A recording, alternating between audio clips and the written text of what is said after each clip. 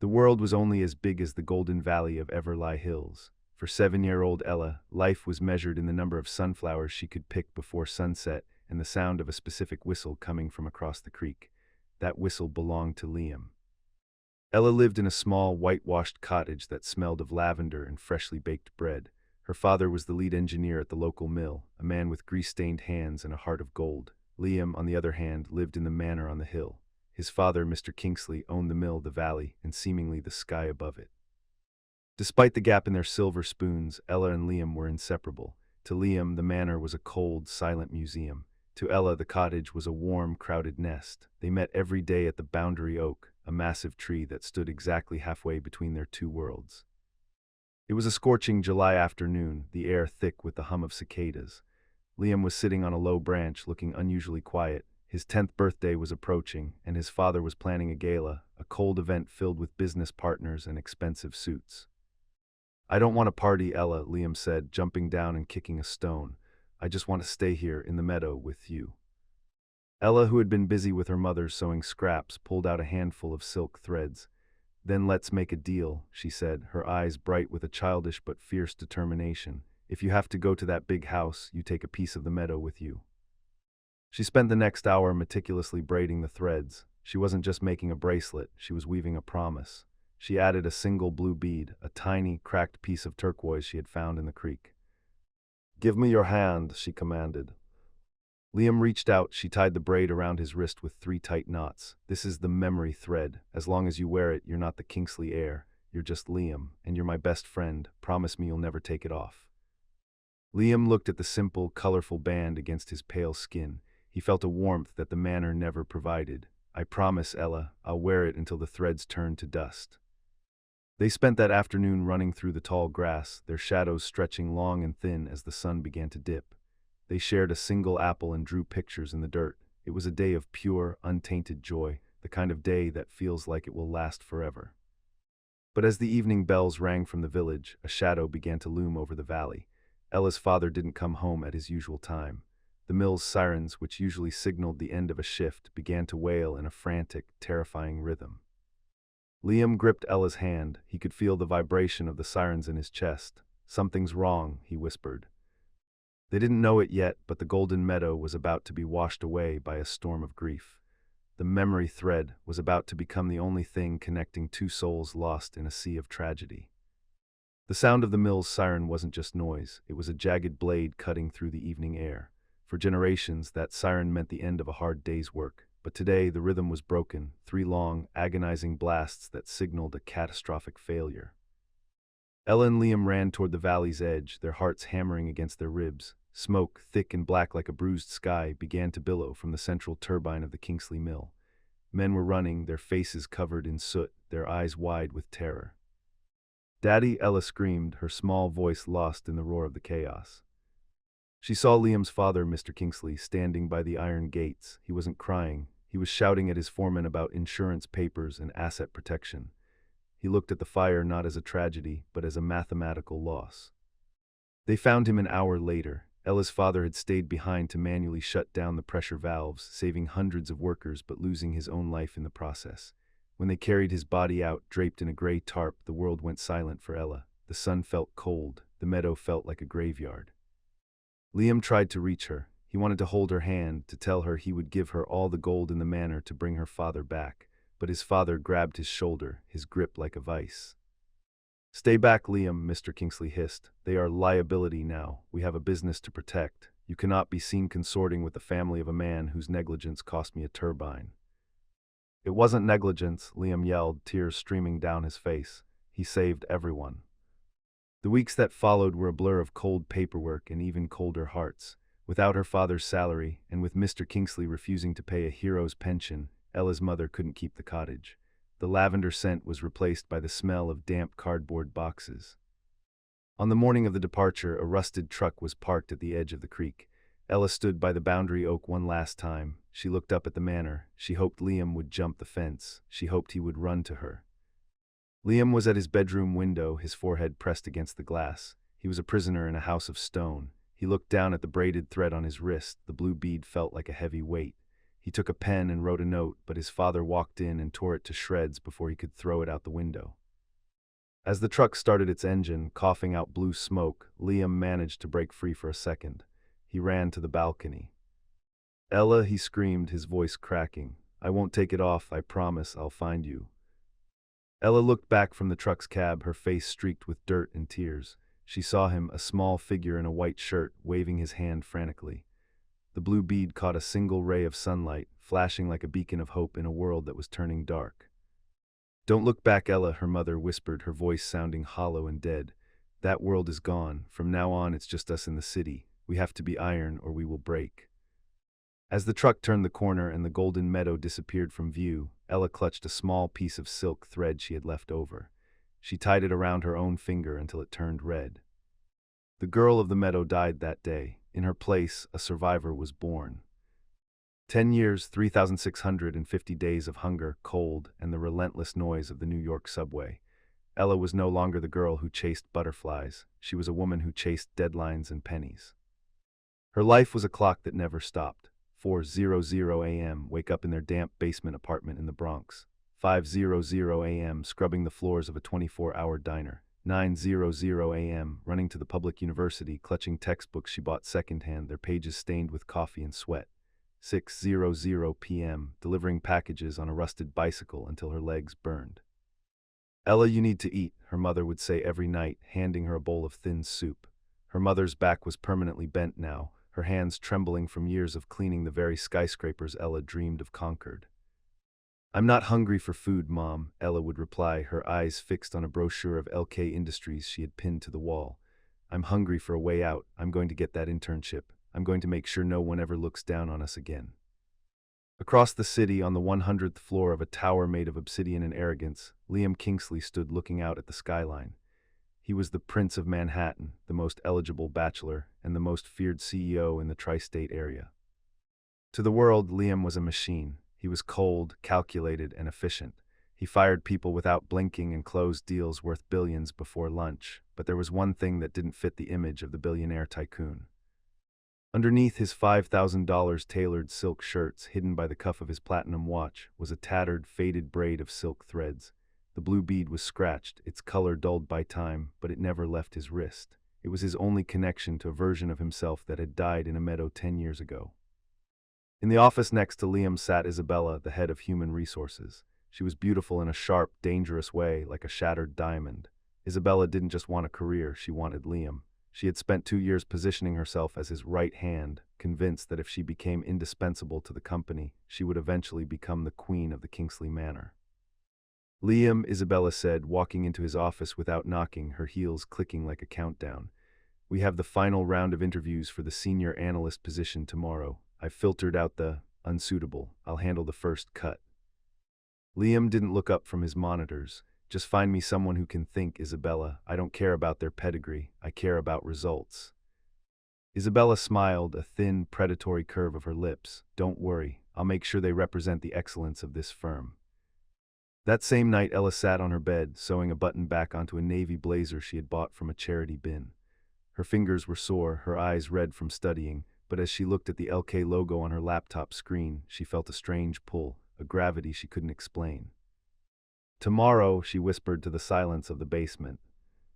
She didn't know that the man who would decide her fate was the same boy who once promised never to take off her thread. And Liam didn't know that the unsuitable candidate Isabella was planning to humiliate was the only person who could bring his frozen heart back to life. The morning of the interview was gray and suffocating. Ella stood at the subway station, protecting her thrift store blazer from the damp air as if it were a royal robe. She had skipped breakfast to save the $4 for a decent bus ride to the financial district. Entering the lobby of LK Industries felt like walking into a cathedral of wealth. Ella looked at her reflection in the polished marble walls. She looked neat, but against the backdrop of designer suits and diamond earrings, she stood out like a wildflower in a field of plastic roses. On the 42nd floor, Isabella was waiting. She was the gatekeeper of the Kingsley Empire, and she took her job very seriously, especially when it came to keeping low-quality people away from Liam. "Next," Isabella called out, her voice like a sharpened icicle. Ella walked into the glass office, clutching her worn-out leather folder. She sat down, offering a polite smile, but Isabella didn't return it. Instead, Isabella leaned back, looking at Ella through narrowed, judgmental eyes. She didn't look at the resume first. She looked at the frayed cuffs of Ella's sleeves and the slight scuff on her $5 shoes. "Miss Brooks," Isabella began, her tone dripping with mock pity. "I've seen your grades, impressive for someone from a community college background, but at LK we sell a certain image, an image of perfection. I believe my analytical skills and my work ethic speak for themselves, Miss Isabella," Ella said, her voice steady despite the racing of her heart. Isabella laughed, a cold, hollow sound. "My dear, you look like you struggled to pay for the subway ride here. We represent the elite. Having you in a client meeting would be like putting a cracked pebble in a box of pearls. You don't belong in this building. You belong in a soup kitchen." Isabella didn't even read the resume. She tossed it into the trash can right in front of Ella's eyes. "We're done here. Don't bother applying again. Security will show you out." The world blurred. Ella walked out of the office, the hot sting of tears finally overflowing. She didn't wait for the elevator. She ran down the emergency stairs, flight after flight, feeling the weight of 10 years of struggle crushing her lungs. She burst out of the lobby doors and into the pouring rain. She collapsed onto a cold stone bench outside the entrance, her head in her hands, sobbing with a sound that was muffled by the thunder. "I'm sorry, Dad," she choked out. "I couldn't do it." A sleek black Maybach pulled up to the curb. The door opened and a man stepped out holding a black umbrella. He was looking down at his phone, his mind occupied with a billion-dollar merger. He was moving fast, his stride long and commanding. Ella, blinded by tears, stood up suddenly to run toward the subway. "Garage." She slammed right into his chest. Her cheap bag flew open, spilling her pens, her notebook, and her soggy resume across the wet pavement. "Watch where you're going," the man said, his voice deep and authoritative, a voice that sent a shiver of electricity down Ella's spine. It was a voice she hadn't heard in 10 years, but her soul recognized it instantly.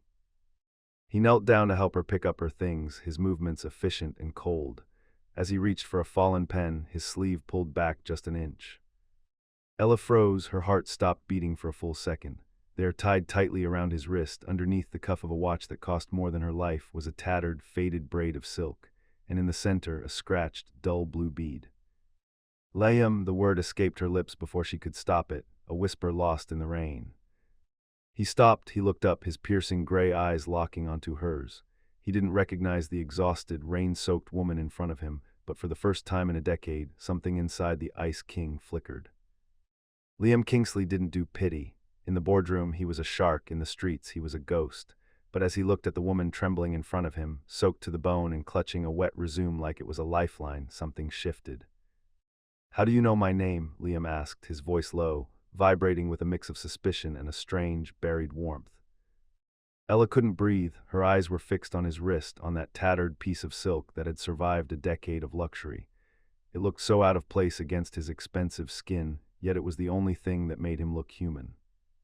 "Everyone knows the man who owns the sky, Mr. Kingsley," Ella whispered, regaining her composure. She couldn't tell him, not like this, not while she looked like a drowned bird and he looked like a god. "I'm sorry, I wasn't looking, I just had a very bad day."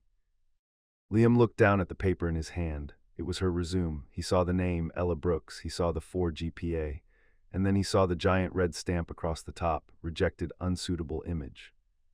He looked back at the building. He knew that stamp. It was Isabella's handwriting.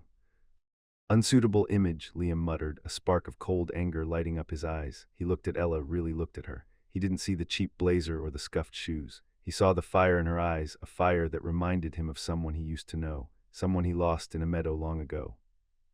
"Come with me," Liam commanded. It wasn't a request. I can't. I was told to leave the premises," Ella stammered. "I own the premises," Liam said flatly. He grabbed her arm, not roughly but firmly, and led her back into the lobby. The security guards, who had just watched Isabella humiliate her, stood at attention, their jaws dropping as they saw the CEO himself escorting the thrift store girl back inside. He didn't take her to a conference room. He took her to his private office on the 100th floor. He told his assistant to bring 2 hot coffees and a dry towel. "Sit," he said, pointing to a leather chair that cost more than Ella's college tuition. Isabella heard the news and came rushing in, her face pale. "Liam, what are you doing? I already processed this candidate. She's not our brand. She's a disaster."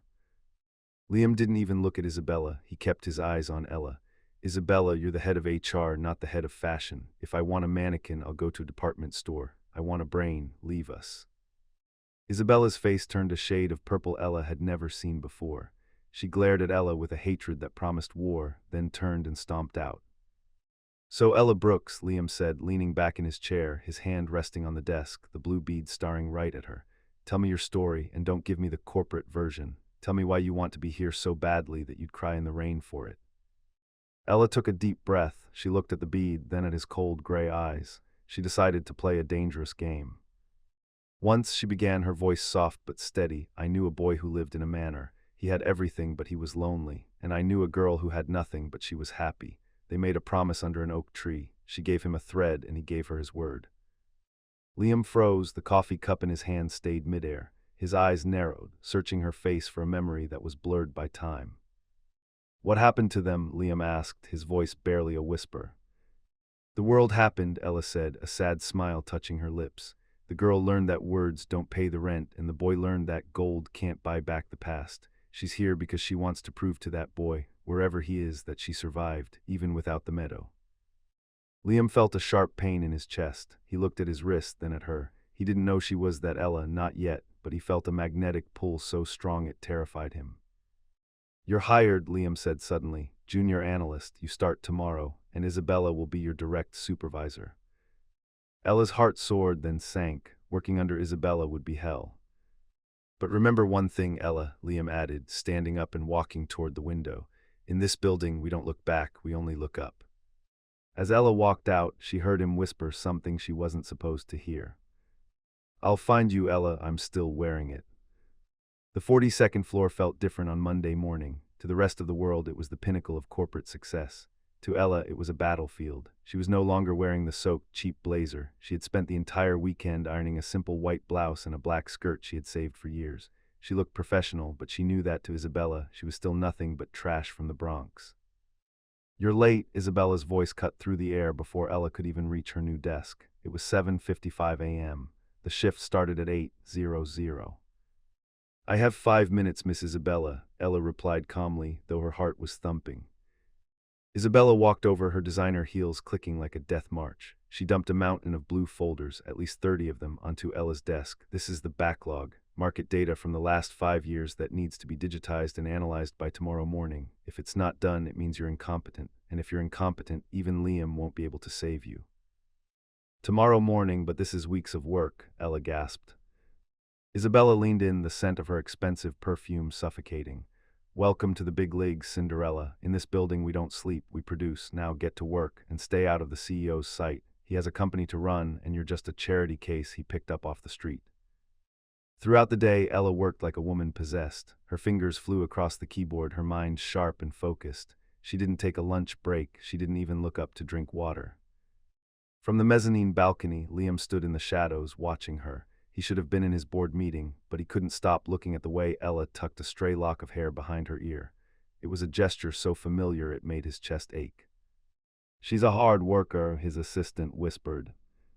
She's a fighter, Liam corrected him, his eyes lingering on the way she handled the impossible task Isabella had given her.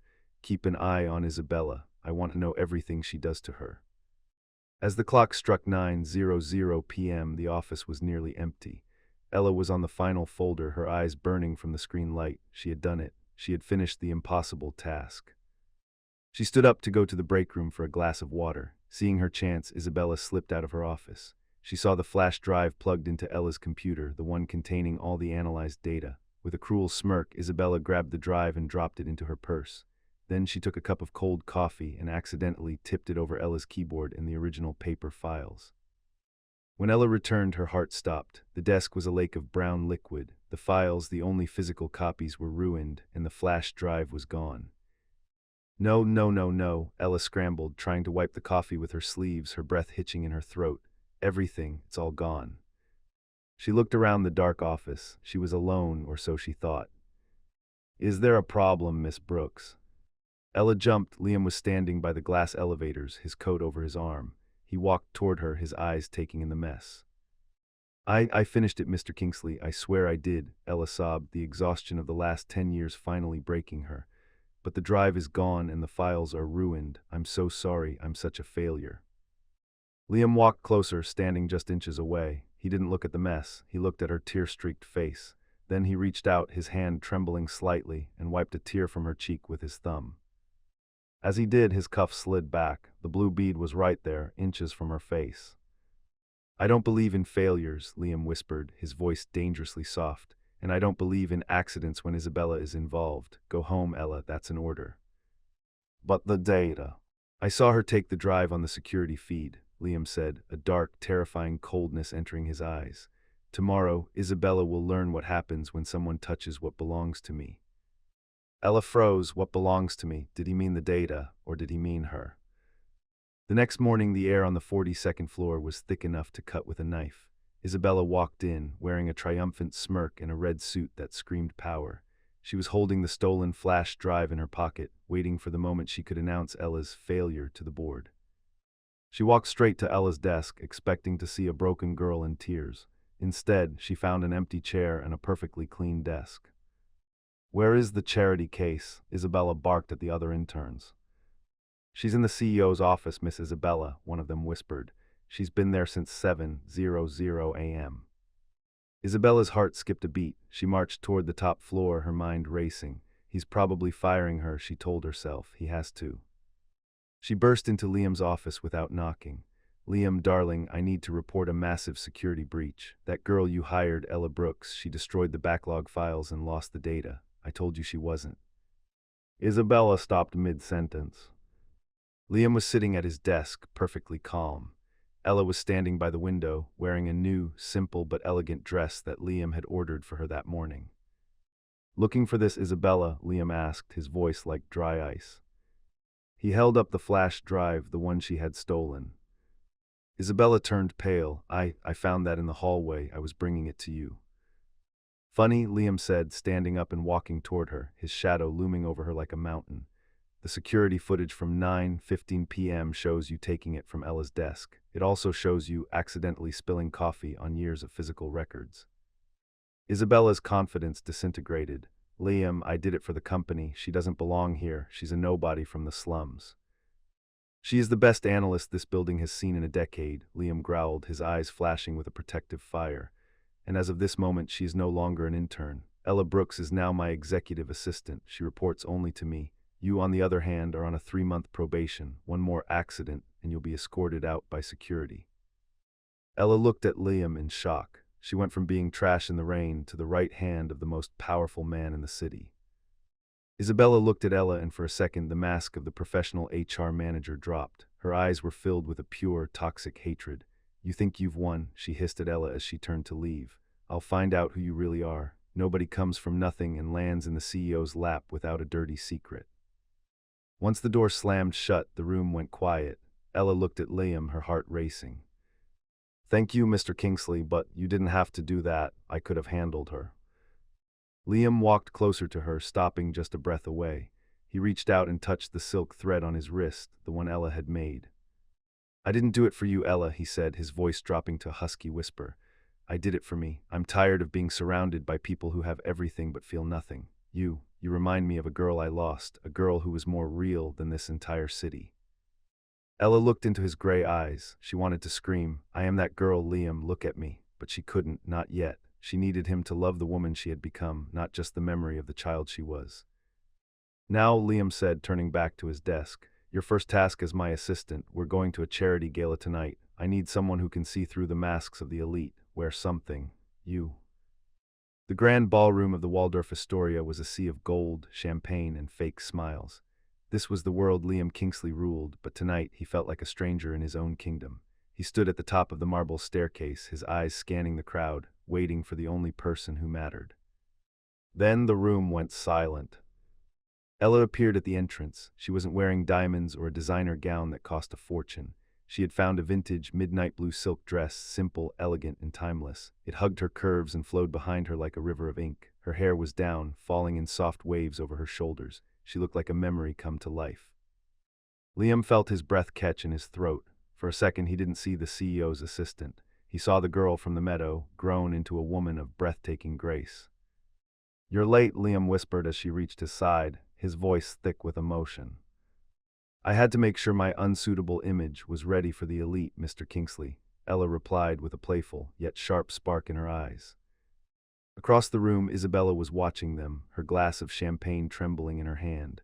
She was wearing a dress that cost $30,000, but beside Ella, she looked like a cheap imitation. Enjoy your moment, Cinderella, Isabella hissed to herself. She wasn't just watching, she was waiting.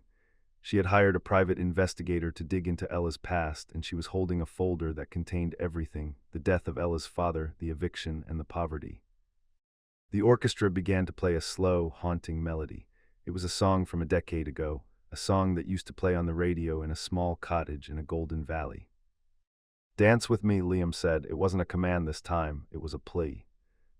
As they moved across the floor, the world around them vanished. Ella could feel the heat of his hand on her waist and the familiar scent of his cologne, sandalwood, and rain. Her hand rested on his shoulder, just inches away from his neck, where she could see the faint outline of the silk thread beneath his collar. You move like someone who was born for this, Ella, Liam whispered, his eyes searching hers. Who are you really? Why do I feel like I've been waiting for you my entire life? Suddenly, the singer on stage stopped and a piano took over. The melody changed to a simple, folk-like tune. Without thinking, Ella began to hum along, a specific, haunting harmony that her father used to whistle while he worked in the garden. Liam stiffened, his feet stopped moving. That harmony, it was the same one the little girl in the meadow used to sing when they picked sunflowers. That song, Liam's voice was ragged. Where did you hear that? Before Ella could answer, the music was cut off by the screech of a microphone. Isabella was standing on the stage, a cruel smile on her face. Excuse me, everyone, Isabella's voice echoed through the ballroom. Before we continue the celebration, I think our host, Mr. Kingsley, deserves to know the truth about the woman on his arm. We wouldn't want a fraud representing LK Industries, would we? She held up a projector remote, and a giant image appeared on the screen behind her. It was a mugshot of a woman, Ella's mother, from years ago, taken when she was wrongfully arrested for vagrancy during their first week in the slums. This is the executive assistant you all admire, Isabella sneered, pointing at Ella. The daughter of a common criminal and a failed engineer. She didn't get this job through talent, Liam. She's a professional con artist who's been targeting you since she was a child. The room erupted in whispers. Ella felt the world spinning. The shame she had fought so hard to bury was being dragged into the light in the most brutal way possible. She looked at Liam, expecting to see disgust. Instead, she saw something much more terrifying. She saw the Ice King shatter. The ballroom was thick with a suffocating silence, broken only by the cruel, rhythmic clicking of Isabella's heels as she walked across the stage. The image of Ella's mother, haggard, tired, and branded by the system, loomed over them like a ghost. Look at her, Liam, Isabella pointed a trembling, manic finger at Ella. She's a social climber, a parasite. Her father was the reason your father lost millions in the mill fire. Negligence is in her blood. She's not here for a job, she's here for revenge, or worse, for your bank account. Ella felt like she was 7 years old again, standing in the rain while the moving truck took her away. The fancy silk dress felt like lead. The gold-leafed walls felt like a prison. She looked down at her feet, waiting for the security guards to grab her, waiting for Liam to push her away. But instead of a push, she felt a hand. A large, warm, and steady hand that gripped her so tightly it felt like it would never let go. Liam stepped forward. He didn't look at the screen. He didn't look at the whispering billionaires. He looked straight at Isabella. His eyes weren't gray anymore. They were a storm of pure, unadulterated black rage. Is that it, Isabella? Liam's voice wasn't loud, but it carried to every corner of the room like a thunderclap. Is that the grand secret you spent thousands of company dollars to find? Isabella's smirk faltered. Liam, she's a criminal's daughter. She is the daughter of a hero, Liam roared, his voice finally breaking. The man on that screen didn't cause a fire. He stayed behind to shut down the valves while my father, the great Arthur Kingsley, ran for his life. Ella's father saved this city's legacy, and my family paid him back with eviction and silence. The gasps in the room were audible. The Kingsley legend was being deconstructed in front of everyone. Liam turned to the crowd, still holding Ella's hand high. You see this woman, you see her mother. They represent a strength none of you will ever understand. They survived a world that tried to bury them. And as for you, Isabella. He walked toward the stage, each step sounding like a drumbeat of doom. You didn't just insult my assistant, you insulted the memory of the man who saved my life. You are not on probation anymore. You are fired, effective immediately. Security, escort this woman out, and if she ever sets foot in an LK property again, she'll be arrested for corporate espionage and harassment. Isabella's face went from pale to ghostly white. Liam, you can't do this. You're choosing her over me, over years of loyalty. Loyalty is a thread, Isabella, Liam said, his voice dropping to a deadly whisper. And yours was made of sand, hers was made of silk and a blue bead. As security dragged a screaming Isabella out of the gala, Liam didn't wait for the applause or the apologies. He pulled Ella through the stunned crowd, ignoring the cameras and the flashing lights. He didn't stop until they were on the rooftop garden of the hotel, where the cold New York air bit at their skin and the city lights twinkled like distant stars.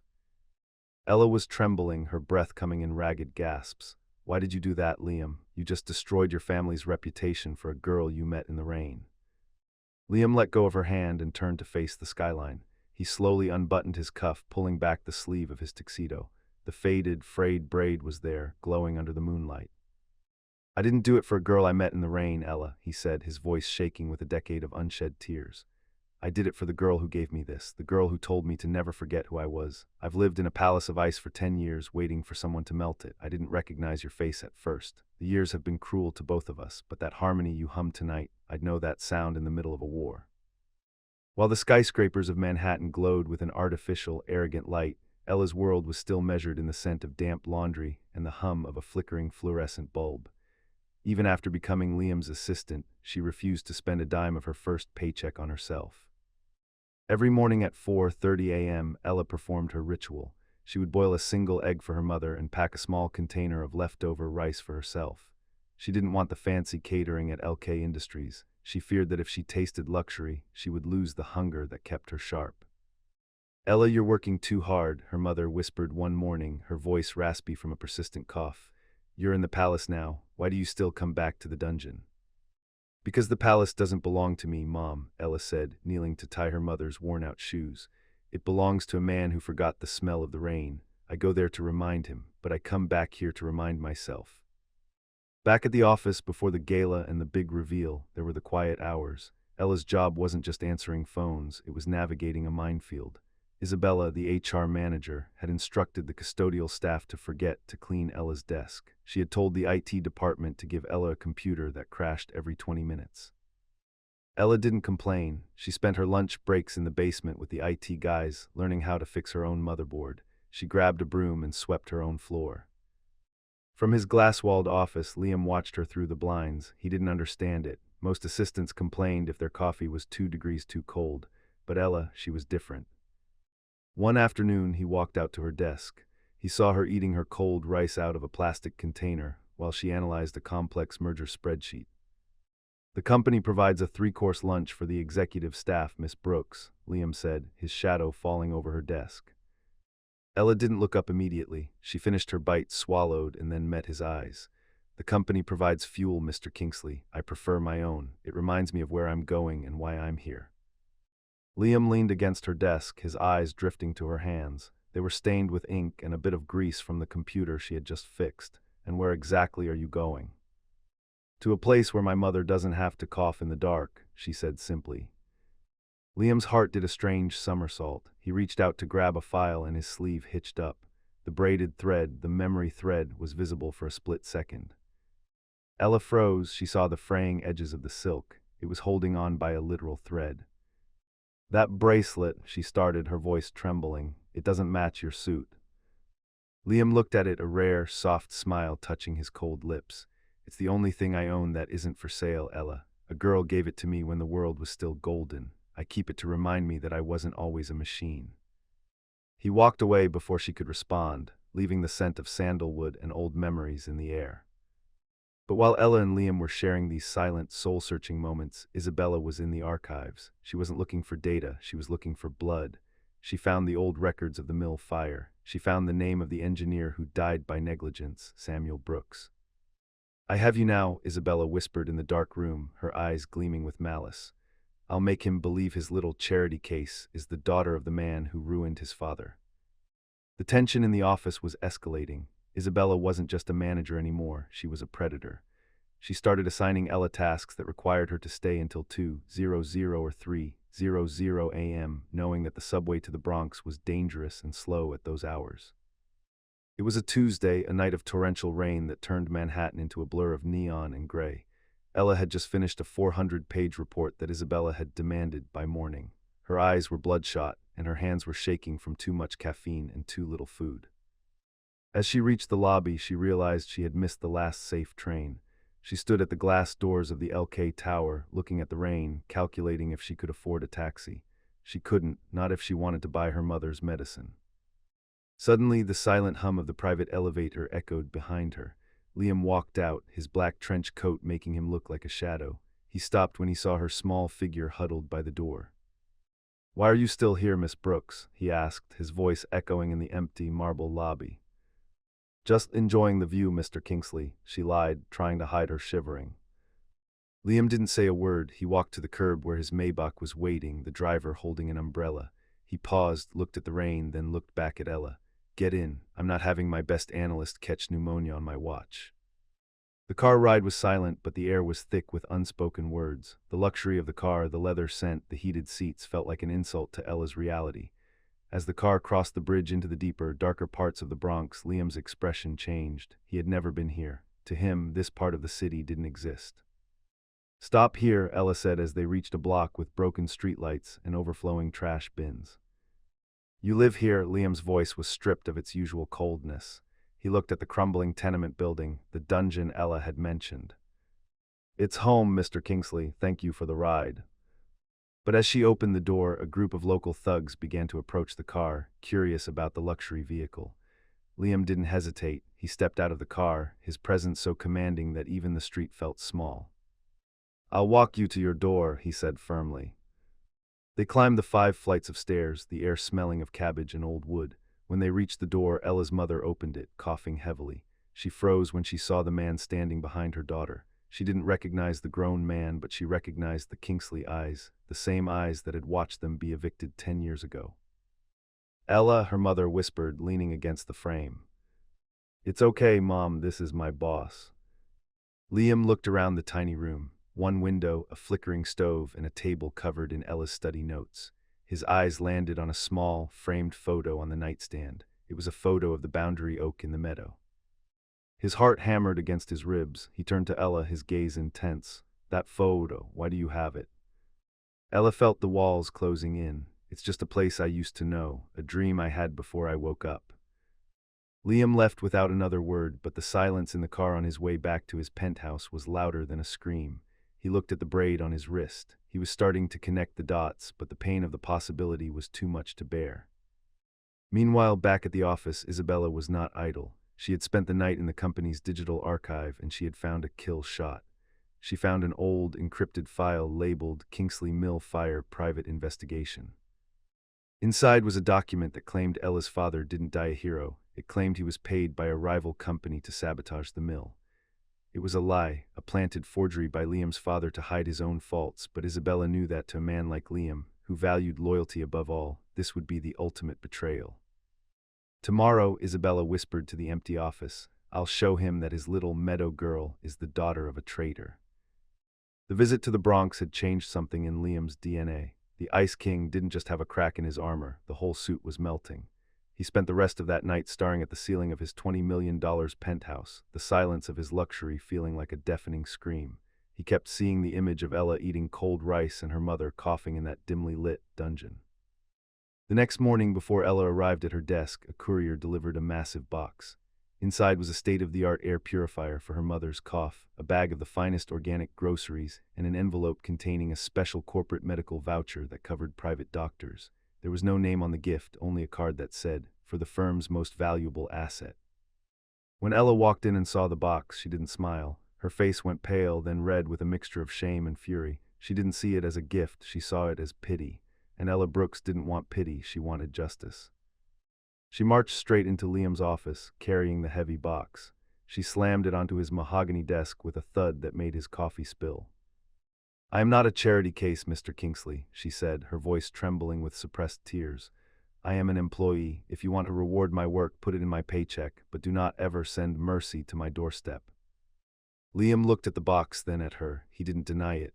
Your mother is dying in that air, Ella. Is your pride more important than her lungs? My pride is all I have left, she shouted, her voice cracking. Your father took our home. Your company took my father's life. If I take your gifts now, I'm selling the only thing I have that you can't buy, my dignity. From the doorway, Isabella watched the scene with a predatory grin. She didn't care about the argument. She only cared that they were fighting. She walked in as soon as Ella stormed out, holding a black leather folder. Rough morning, Liam, Isabella asked, her voice smooth like poison. Maybe it's because you don't really know who you're protecting. I did some digging into the mill fire archives. I think you should see the real reason Ella's father stayed behind that night. She laid the forged documents on his desk. He wasn't a hero, Liam. He was a saboteur. He was paid by our rivals to blow the valves. He only died because he was too slow to escape the trap he set himself. Liam felt a cold sweat break out on his forehead. That's a lie, my father told me. Your father protected you from the truth, Isabella whispered, leaning in. And now the daughter of the man who tried to kill your family is sitting right outside your door, waiting for her chance to finish the job.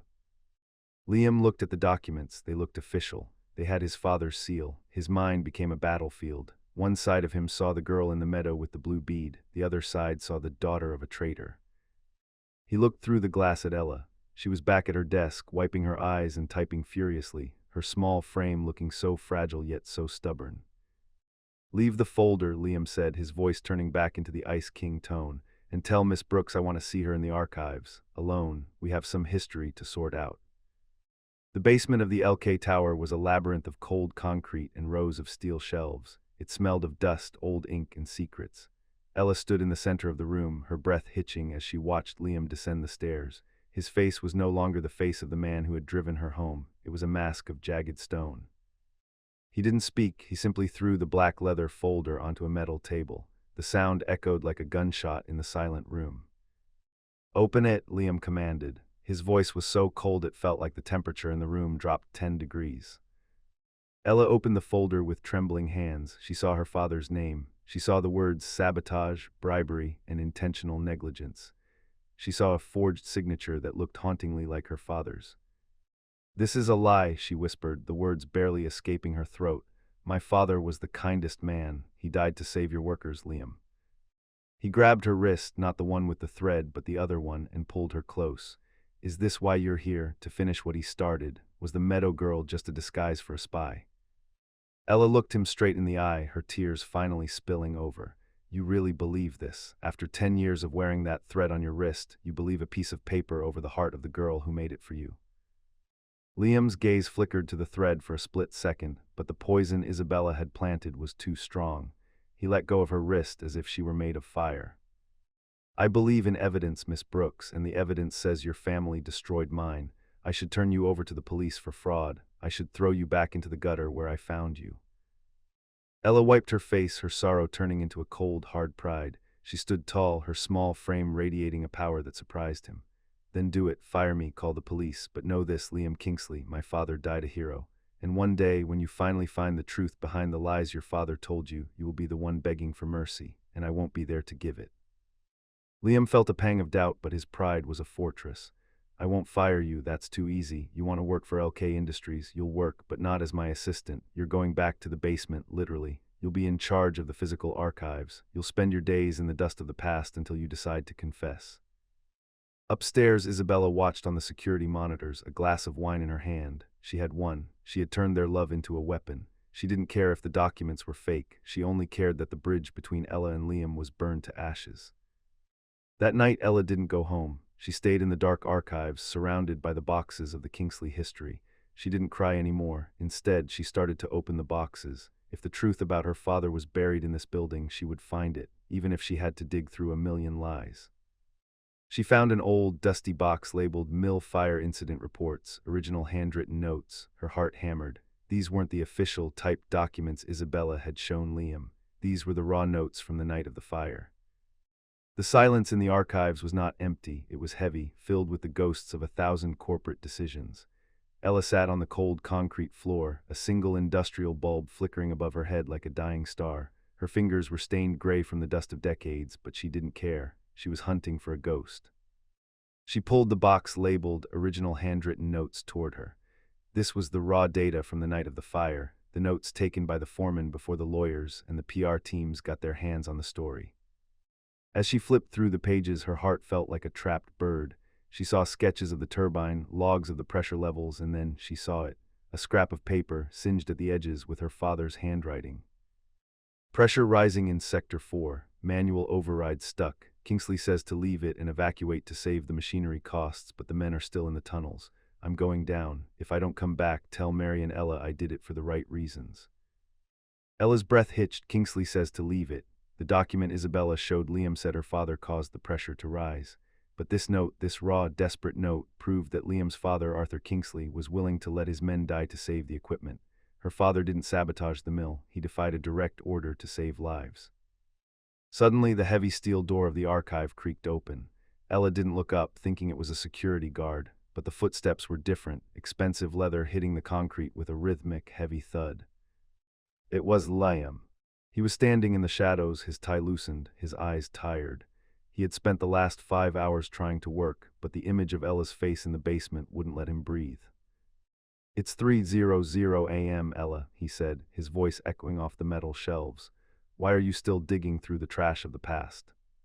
Because the trash is the only thing in this building that doesn't lie, Mr. Kingsley, Ella said, not looking at him, her voice cold and hard as the floor she sat on.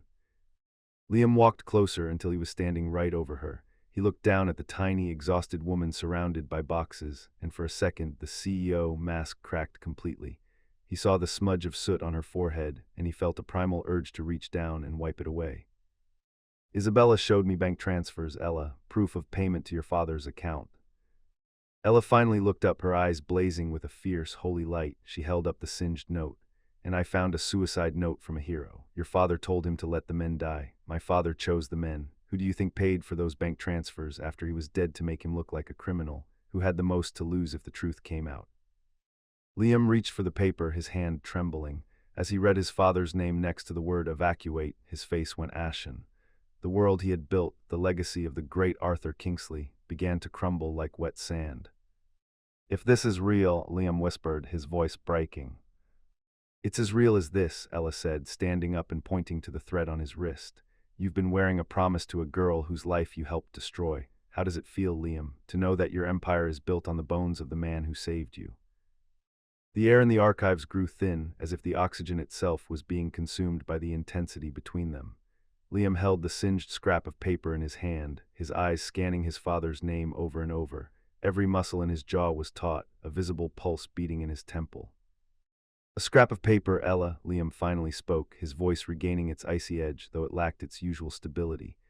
You expect me to dismantle my father's entire legacy based on a frantic note written in the middle of a disaster. My father was a man of order. He built this empire. He wouldn't have risked hundreds of lives for machinery.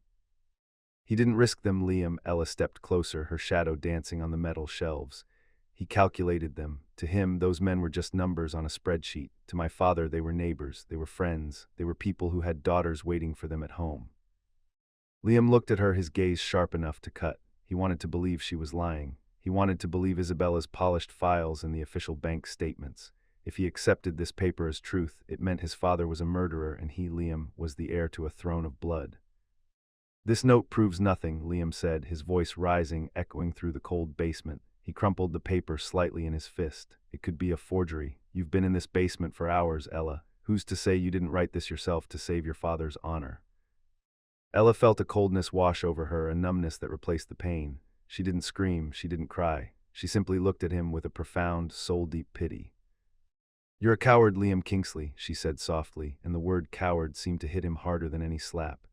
You wear that thread on your wrist because you want to believe you're still that boy from the meadow, but you're not. You're just like your father. You'd rather believe a comfortable lie than face a painful truth. Liam's eyes flashed with a dangerous fire. He walked toward her, pinning her between his towering frame and the cold steel of the shelves. The scent of rain and expensive cologne clouded her senses. You will stay in this basement, Miss Brooks, he hissed, his face inches from hers. You will continue to organize these files, and you will not speak a word of this, not to me, not to the board, and certainly not to the press. If one syllable of this note leaves this room, I will make sure your mother is evicted from that dungeon before the sun sets. Ella didn't flinch. She looked him right in the eye. You can take my home, Liam. You can take my job, but you can't take the truth. It's already out. It's breathing in this room. and it's going to haunt you every time you look at that blue bead." Liam pulled back as if he had been burned. He turned on his heel and marched toward the elevator, the heavy steel doors clanging shut behind him with a sound of finality. As the elevator rose back to the 100th floor, Liam stood in the golden light of the lift, looking at the crumpled note in his hand.